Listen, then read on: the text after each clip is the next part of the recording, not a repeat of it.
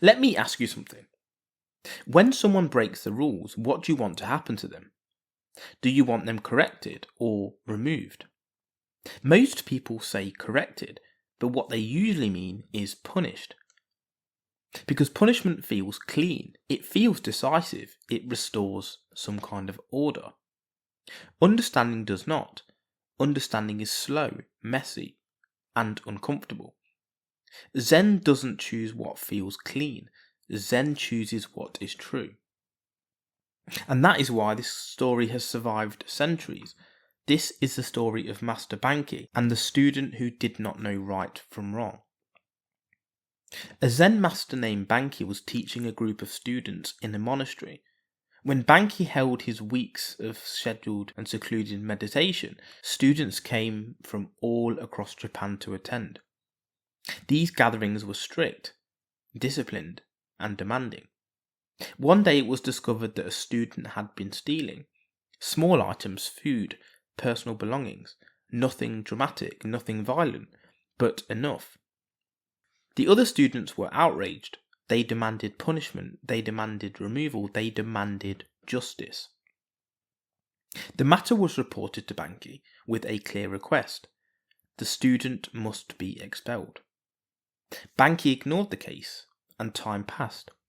Later, the same student was caught stealing again. Once more, the students brought the matter to Bankei. Once more, Bankei did nothing. Now outrage became anger. The students drew up a formal petition demanding the thief be dismissed. And they added a condition. If he is not expelled, we will all leave together. Bankei read the petition. Then he called everyone before him. Standing before the group, he said, "You are wise brothers. You know what is right and what is not right. You may go somewhere else to study if you wish." And then he said, "But this poor brother does not even know right from wrong. Who will teach him if I do not? I'm going to keep him here even if all of the rest of you leave." And that was Bankei's decision.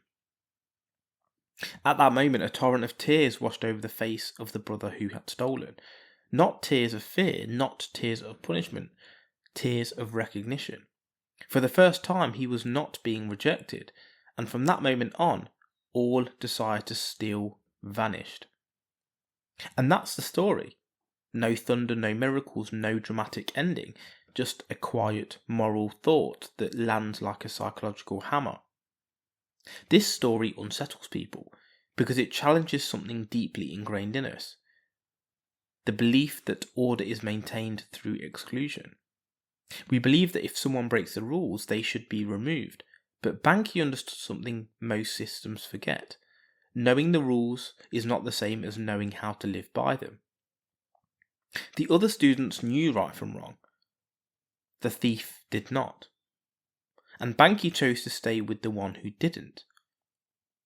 The other students weren't evil, they weren't cruel, they were simply certain that punishment equals progress, certain that order equals wisdom. But Zen does not worship certainty. Zen asks what is actually needed here. Bankei saw that the thief was not defiant, he was underdeveloped. And development does not happen in exile. It happens in presence. The most important moment in this story is not Bankei's words, it's the tears. Those tears mean, I have been seen without being condemned. Shame dissolved, and when shame dissolves, the behaviour it feeds dissolves with it. No punishment could have done that. True leaders don't ask who deserves help, they ask who needs help. Bankei was willing to lose the many to save the one. That isn't weakness, that's responsibility, that's duty. Now we turn the mirror, because this story is not really about monasteries, it's about you. Where in your life are you still stealing? Not objects, but something subtler. Stealing time from your future by procrastinating today. Stealing energy from your body by neglecting rest, movement, discipline. Stealing honesty from yourself by pretending you don't know what you're avoiding. And when you notice this, what do? Most people respond the way the students did. They shame themselves, they punish themselves, they try to expel parts of themselves. I'm lazy, I'm broken, I'm weak. And then they wonder why nothing changes. Bankei would say, the part of you that misbehaves does not yet know how to live differently. Punishing it will not teach it. Exiling it will not heal it. That part needs guidance, not cruelty. Every human being has an inner thief, not because we are bad, but because some part of us is underdeveloped. A younger part, a wounded part, a part that never learned another way. When you suppress it, it acts out. When you shame it, it hides. When you stay with it, it learns. And this is what Bankei understood. And this is why the student changed. Most self-help fails because it confuses discipline with punishment. Real discipline teaches, punishment just intimidates. Ask yourself, when you fall short, do you try to understand why?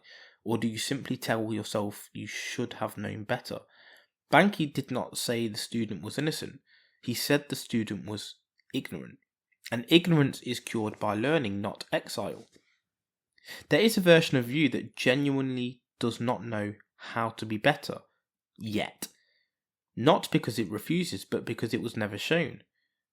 Zen does not abandon that part. Zen sits beside it and says, let me teach you. That is the difference between transformation and repetition. So here is the question this story leaves us with. Who are you trying to expel? In others or in yourself? When what is actually needed is guidance. Because the one who needs the most help is rarely the one who looks the best.